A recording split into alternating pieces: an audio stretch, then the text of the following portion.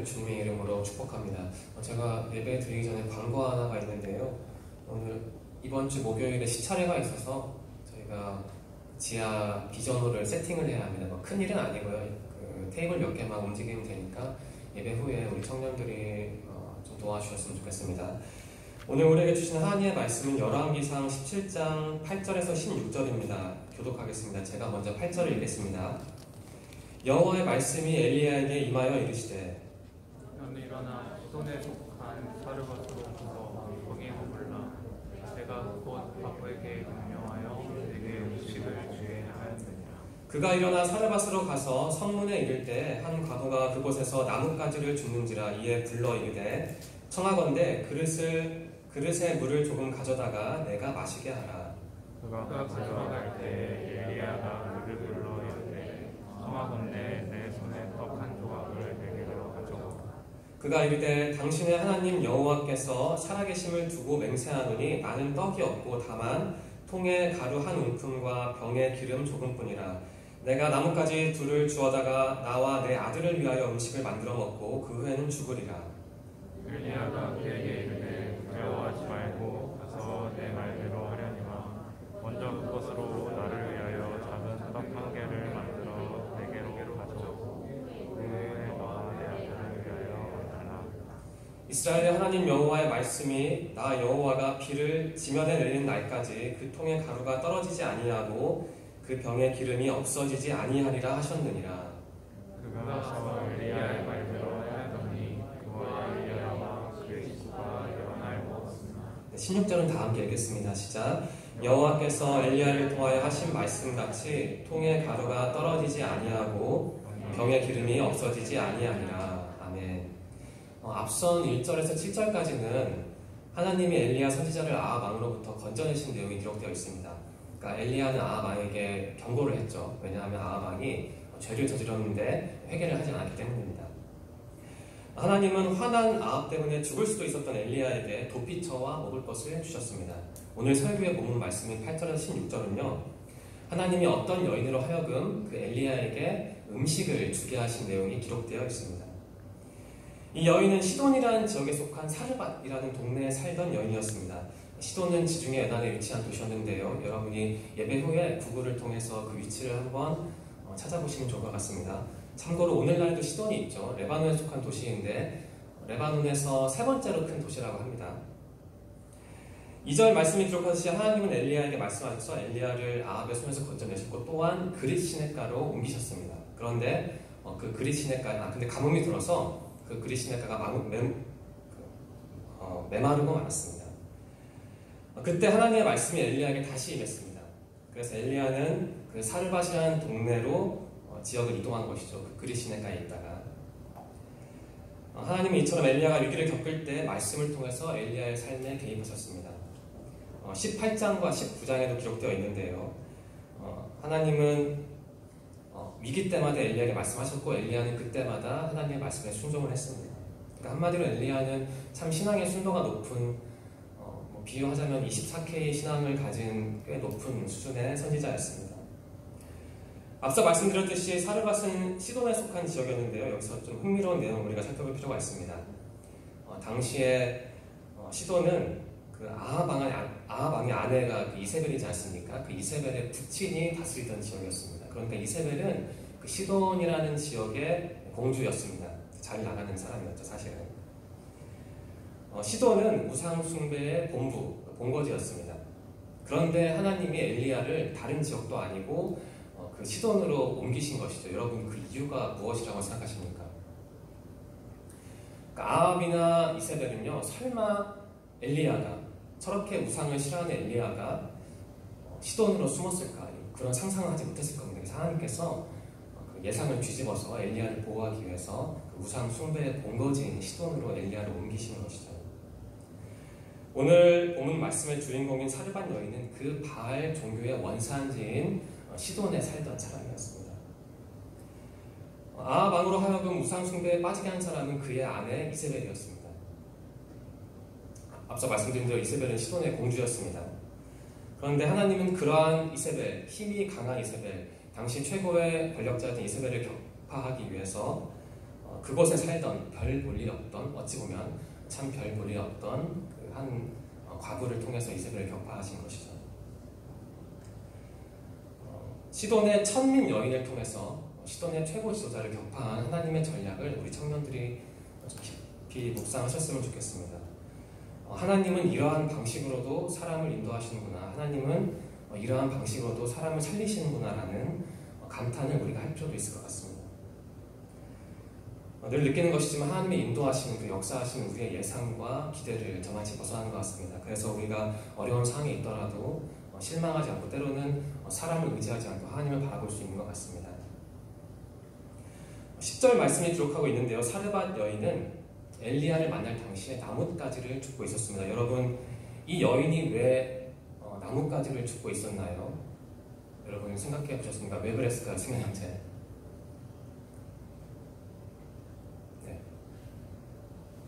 답은 간단합니다. 이 사람은 좀 가난한 사람이었습니다. 그러니까 오늘날로 치면은 좀 불편한 비유인데 그 폐지를 수집하는 분들을 생각하시면 될 것 같습니다. 사르밧 여인이 길에 흩어져 있는 나뭇가지를 주었던 이유는 땔감이 필요했기 때문입니다. 땔감이 필요해서 나뭇가지를 주었다는 얘기는 이 여인이 굉장히 가난했다는 것을 보여주죠.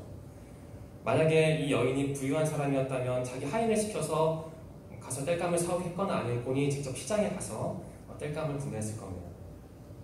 엘리야는 바로 그러한 가난한 여인에게 물을 좀 달라고 했습니다. 그 여인은 그 부탁을 거절하지 않았습니다. 당시에는요, 오늘날과 달라서 낯선 이방인을 대접하는 게 하나의 전통이자 문화였다고 합니다. 그러니까 아무리 낯선 사람이라도 나에게 와서 도움을 요청하면 내가 도울 수 있는 범위 내에서 그 사람을 돕는 게 하나의 문화였습니다. 지금과 많이 다르죠. 그래서 거부감 없이 엘리야의 요청, 나에게 좀 물을 달라라는 요청을 이 여인이 받아들였습니다. 그런데 엘리야는 여기에 한 가지 부탁을 더 추가했습니다. 물을 가져올 때 뭘 또 가져오라겠죠? 그러니까 빵을 한 조각 갖다 달라고 요청을 했죠. 그러니까 물과 빵을 나에게 달라고 요청을 했습니다. 11절 말씀에 한 조각을이라는 표현이 있는데요. 이게 히브리어로는 파트인데요. 이 말은 한 입거리의 아주 작은 조각을 의미합니다. 그러니까 물도 좀 갖다 주고 나에게 내가 배부르게 먹기 위한 건 아니고 그냥 좀 먹기 위해서 간식 비슷하게 그냥 그 빵 한 조각도 갖다 주라 이런 부탁을 한 것이죠. 그런데 당시에 이 지역은 가뭄에 시달리고 있었고 또 이 여인 앞에서 말씀드린 것처럼 하루 벌어서 하루 먹고 사는 사람이었습니다. 이 사람에게 물과 그 빵을 갖다 주라는 얘기는 굉장히 무례한 요청이었습니다. 그런데 왜 하나님의 사람인 엘리야가 왜 그러한 무례한 요청을 했을까요? 굳이 가난한 사람에게. 그러니까 엘리야는 확인을 하고 싶었습니다. 이 사르밧 여인이 과연 하나님이 나를 위해 준비하신 사람인지 아닌지 확인을 하고 싶어서 그러한 무례한 요청을 했던 것입니다. 앞에서 말씀드린 것처럼 사르밧 여인은 이세벨의 출생지에 살던 여인이었습니다. 그러한 사람이, 이방 여인이 하나님의 사람인 엘리야를 숨겨주고 그 사람에게 음식까지 제공하는 것은 결코 쉬운 일이 아니었습니다. 만일 이 여인이요, 그 이세벨이나 아합 왕에게 엘리야가 숨은 곳을 알려줬다면 아마 포상금도 받았을 겁니다. 그런데 그럼에도 불구하고 신고하지 않고 엘리야를 숨겨둔 것이죠. 그러니까 결코 쉬운 일이 아니었습니다. 자기 목숨이 왔다 갔다 하는 위험한 일이었습니다. 현대인의 성경은 12절 말씀에 이렇게 번역합니다. 제가 읽겠습니다. 살아계신 당신의 하나님 여호와 이름으로 맹세하지만 나에게는 빵이 하나도 없습니다. 내가 가진 것이라고는 밀가루 한 움큼과 약간의 기름뿐입니다. 나는 나무를 조금 주워다가 내 아들과 함께 마지막으로 음식을 만들어 먹으려고 합니다. 우리는 이것만 먹고 나면 굶어 죽게 될 것입니다. 현대인의 성경을 읽으면 조금 더 깊이 다가오지 않습니까? 어떤 학자는요, 이 여인의 모습을 이렇게 평가합니다. 나그네에게 환대를 베풀어야 한다는 전통적인 도덕적 요구들과 기근이라는 거친 현실 사이에 붙잡힌 그녀는 하나의 맹세와 운명주의적인 체념으로 반응한다. 좀 번역이 거칠긴 하지만 간략히 요약하면은 사르밧 여인은 엘리야가 물과 빵을 요구했을 때 바로 그냥 체념하고 말았습니다. 너무 심한 요구인데 이걸 내가 어떻게 들어주지? 가능하기 때문에 체념을 할 수밖에 없었습니다. 이 여인이 고백하지 않습니까? 나에게 가진 것은 밀가루 조금과 기름 조금뿐이다. 이 말을 하고 그냥 체념한 것이죠. 여기서 사르밧 여인은 당신의 하나님 여호와께서 살아계심을 두고 맹세하오니라고 말을 하는데요. 여기서 우리는 오해를 하면 안 됩니다. 사르밧 여인이 하나님이란 말을 했으니까 이 사람은 이방 여인이 아니라 하나님을 섬기는 사람이네라고 착각하면 안 됩니다. 이 여인이 엘리야에게 자신에게 빵과 물을 갖다 달라고 요청한 엘리야에게 당신은 하나님 여호와 이름을 두고 맹세하느라고 말한 이유는 두 가지가 있습니다. 하나는 이 여인이 엘리야가 하나님의 사람이라는 것을 알았다는 것을 뜻합니다. 그러니까 이 사람은 이 동네 사람이 아니네, 이스라엘 사람이네, 그것을 알았다는 것을 뜻하고요. 두 번째는 이 여인이 엘리야에게 말하지 않았습니까? 빵과 물을 요구했을 때 저는 그게 없습니다. 나에게는 그냥 밀가루와 기름뿐입니다. 나는 가난한 사람이다 라고 말을 하지 않았습니까? 그러니까 그 말이, 내가 하는 고백이 당신에게 음식을 주기 싫어서 하는 거짓말이 아니라 나는 정말 가난한 사람이다, 나는 정말 가진 게 없다라는 것을 간접적으로 증명하기 위해서 엘리야가 섬기는 하나님의 이름이라는 표현을 사용한 것입니다. 만일에요, 사르밧 여인이 하나님을 섬기는 사람이었다면 굳이 당신의 하나님이라는 표현을 하지 않았을 거예요. 어떤 표현을 했을까요? 나의 하나님 혹은 우리의 하나님이라는 표현을 사용했겠죠. 그러니까 이 여인은 이방 여인이었습니다. 사르밧 여인은 말하기를 나에게는 떡이 없습니다. 달리 말하면 나에게는 빵이 없습니다. 다만 내가 가진 것은 약간의 밀가루와 기름뿐입니다 라고 했습니다. 이 여인은요, 경제적으로 너무나도 어려운 상황이 있었습니다.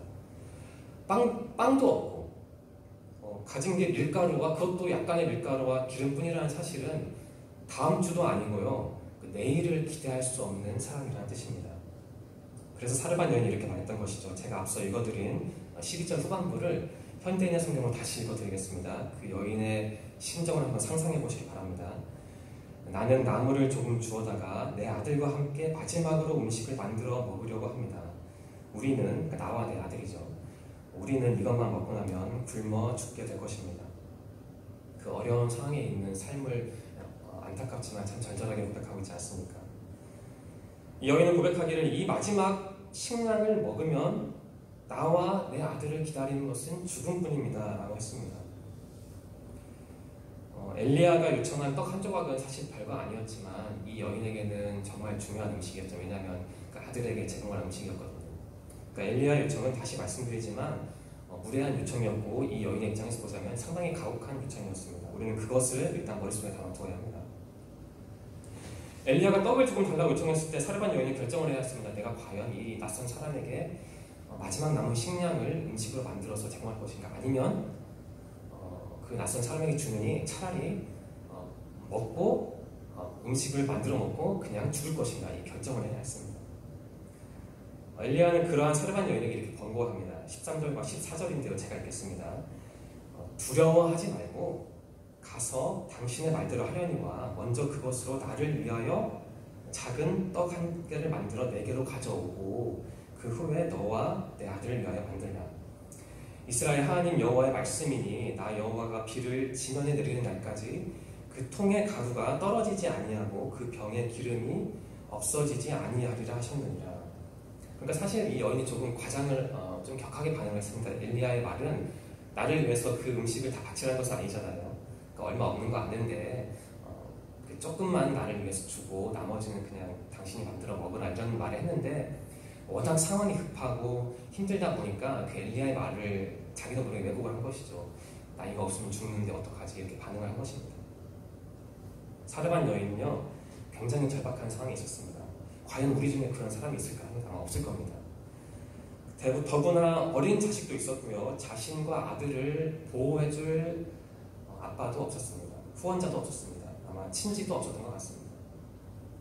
더구나 이 여인은 하나님을 믿지 않는 이방 사람이었습니다. 이 여인이 엘리야의 요청, 그러니까 나에게 빵과 물을 달라는 요청을 듣고 얼마나 오래 고민했는지는 모릅니다. 기록이 없기 때문에. 하지만 그리 오래 고민하지 않은 것 같고요. 짧은 시간 동안 고민했을 겁니다. 이거 어떻게 해야지? 이 사람에게 음식을 줘야 하나, 아니면 내가 먹고 나중에 같이 죽어야 하나. 그런데 그 시간이 좀 짧았다 하더라도 이 여인의 고민은 굉장히 깊은 고민이었고요. 그 고민의 색깔은 굉장히 짙은 색깔이었을 겁니다. 이 여인을 두고요, 어떤 학자는 이렇게 정리합니다. 이렇게 말합니다. 사르밧 여인은 살아계신 야훼 하나님을 의지하는 믿음의 길을 택한 것이다. 그러니까요, 이 사르밧 여인은 그 엘리야의 권고를 끝내는 받아들였습니다. 그 결과 어떠한 일이 일어났습니까? 그 15절과 16절인데요. 우리 다 함께 읽겠습니다. 15절 말씀과 16절 말씀입니다. 시작.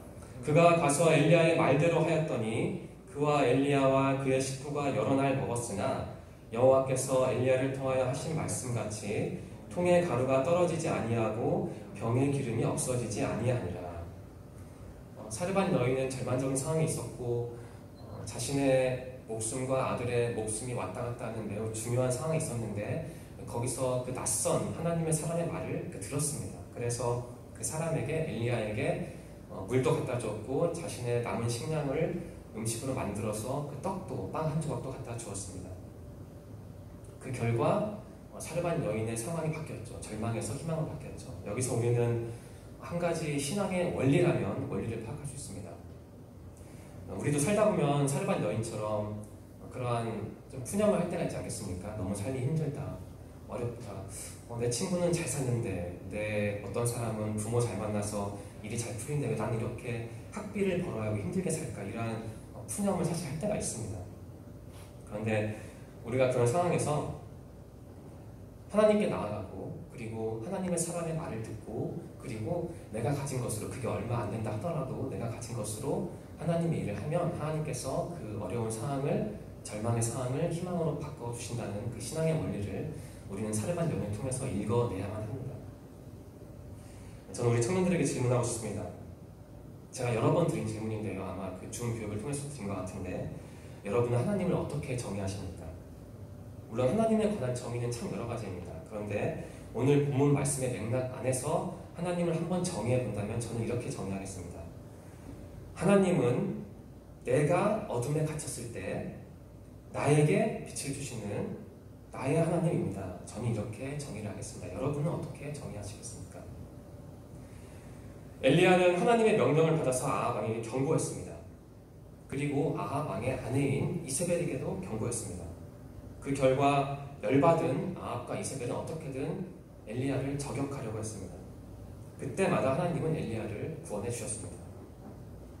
물론 엘리야가 자신과 함께 하신 하나님을 늘 신뢰했던 것은 아닙니다. 열왕기상 19장에도 기록되어 있는데요. 엘리야도 사람이라서 한때는 너무나 그 아합과 이세벨이 두려워서 먼 남쪽 부엘제바까지 도주한 사람이 바로 엘리야입니다. 그리고 로뎀나무 옆에서 차라리 이길 바에는 나를 죽여달라고 하나님께 간구했던 사람이 또 엘리야이기도 합니다. 그런데 그렇게 믿음을 잃은 상황 속에서도 또 하나님에 관해서 불평을 늘어놓은 상황 속에서도 하나님은 그 엘리야와 함께 하셨습니다. 하나님의 엘리야에게 살 길을 열어주신 것이죠. 엘리야에게 먹을 것도 주셨습니다.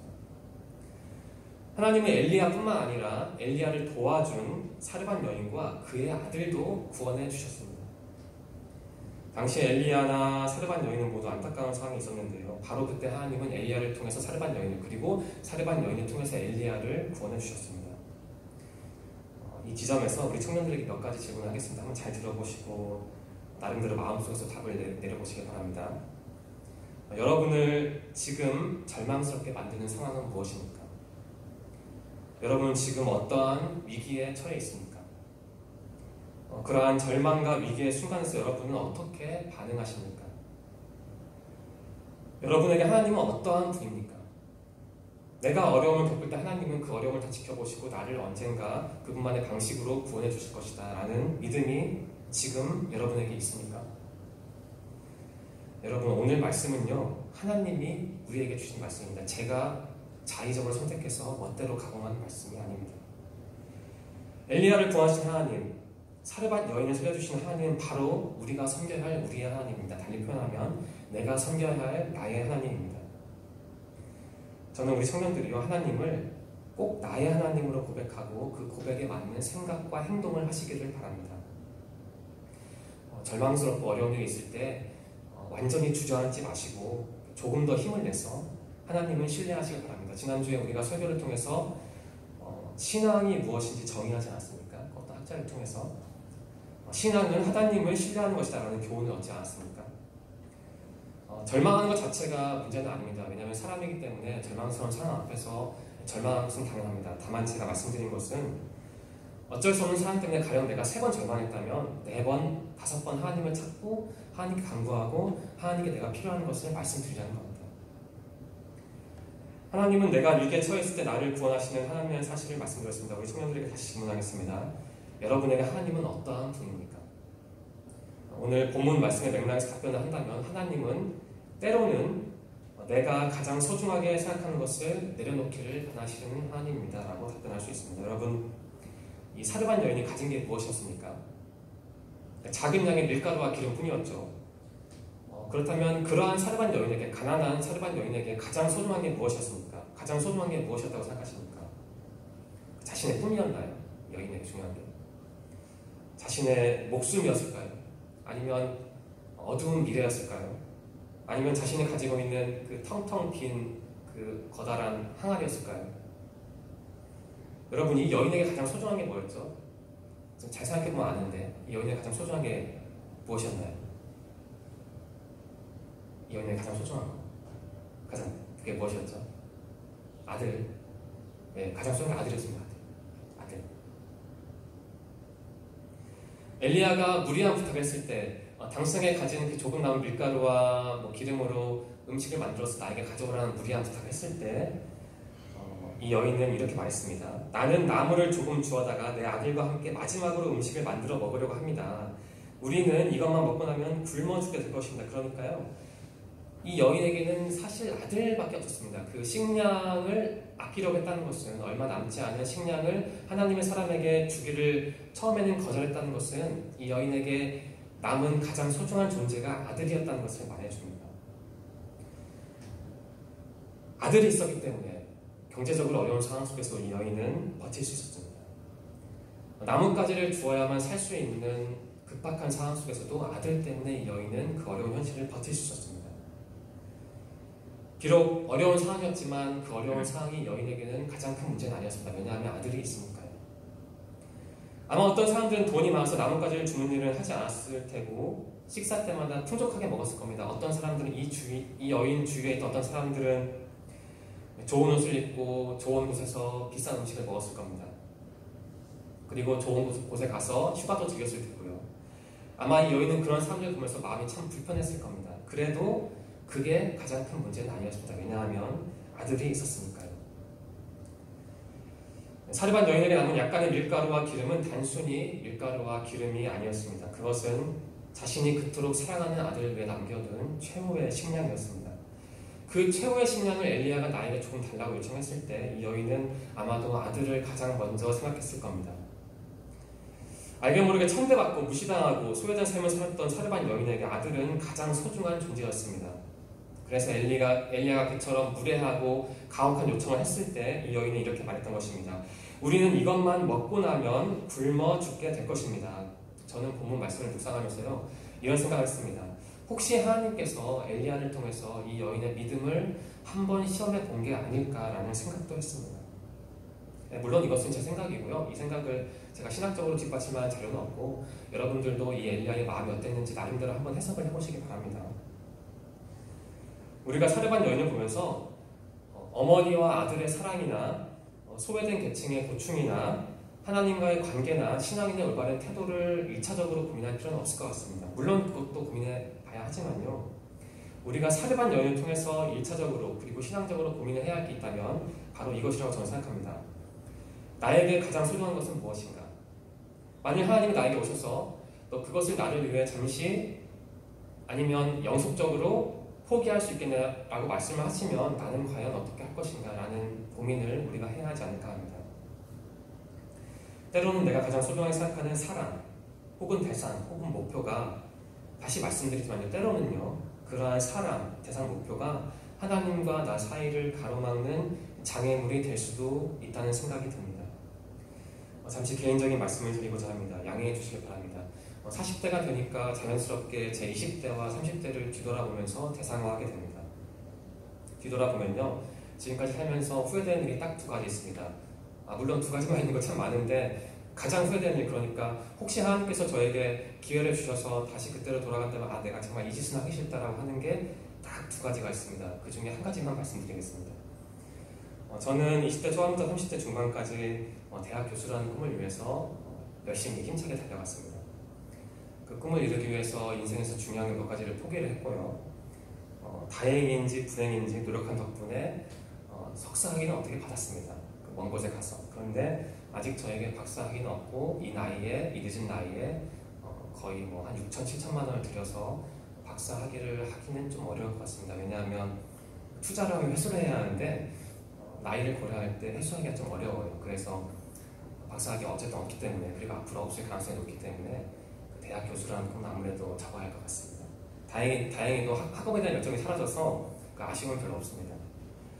15년 정도 노력을 했지만 결국 꿈은 못 이뤘거든요. 어쨌든 지금 기준으로 보면은. 근데 돌아보면은 참 후회되는 게 있습니다.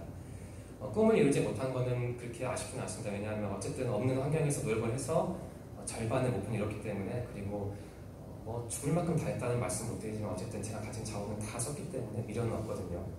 근데 아쉬운 게 있다면 그 당시에 너무나 제 그 대학 교수라는 꿈에 몰두하느라, 물론 당시에는 제가 그 꿈에 몰두했다는 것도 몰랐습니다. 그 꿈에 몰두하느라 하나님과의 관계를 좀 세 번째로 중요한 것, 네 번째로 중요한 것 생각하는 게 지금 돌아보면 후회가 됩니다. 근데 그때는 물론 몰랐죠. 저는 얼마 전에 이런 생각을 해보았습니다. 만일 내가 20대, 30대 하나님과 나의 관계를 최우선으로 생각하고 나의 꿈을 뭐 그 다음으로, 그게 뭐 두 번째인지 세 번째인지 모르겠지만 어쨌든 1번을 하나님과 나의 관계로 놓고 20대, 30대를 잘 지냈다면, 달리 말하면 우리가 흔히 하는 말로 신앙생활을 잘 했다면 아마 혹시 지금쯤 박사학위를 받지 않았을까? 그리고 아마 뭐 대학교 정교수는 못 되겠죠. 정교수는 아니더라도 전임 강사라도 하면서 조금 더 높은 목표를 향해 달려가지 않았을까라는 생각도 솔직히 했습니다. 물론 그게 신앙적인 생각은 아닙니다. 듣기 불편하게 제 개인적인 말씀을 드렸는데요. 제가 제 얘기를 한 이유는 우리 청년들이 20대와 30대 시절에 지금 있는데 제가 한 실수를 좀 하지 않기를 바라는 마음에서 그러한 말씀을 드린 겁니다. 저는 여러분이 하나님과 나의 관계를 가장 높은 곳에 두시고 그 다음 목표가 뭔지는 모르겠어요. 그게 대학 교수인지 뭐 공기업에 취업하는 건지, 아니면 뭐 예쁜 사람과 결혼하는 건지, 아니면 능력 있는 남자와 결혼하는 건지 모르겠지만 그 나머지는 그 여러분의 삶의 목표에 맞게 정리를 하시고, 다만 1번은, 여러분의 인생에서 1번은 꼭 하나님과 여러분의 관계로 만드시길 바랍니다. 그 관계가 뭐냐, 제가 예전에 말씀드린 것 같은데 그 사람마다 답은 다르기 때문에 하나님과 나의 관계를 가장 먼저 생각하시고 가꾸시라는 것은 여러분 나름대로 묵상을 하셔서 가꾸시기를 바랍니다.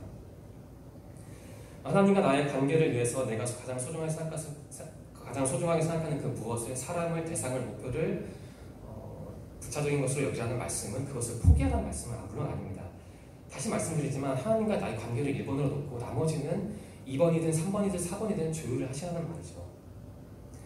여기서 사르반 여인이 우리의 모델이 될 수 있습니다. 이 여인이 자신이 가진 마지막 식량을 엘리야에게 준 것은 달리 말하면 이 여인이 하나님을 섬겼다는 뜻이거든요. 좀 비약을 하면은 이 여인이 하나님과 자신의 관계를 1번으로, 물론 잠시 동안이었지만 하나님과 자신의 관계를 1번으로 여겼다는 뜻입니다.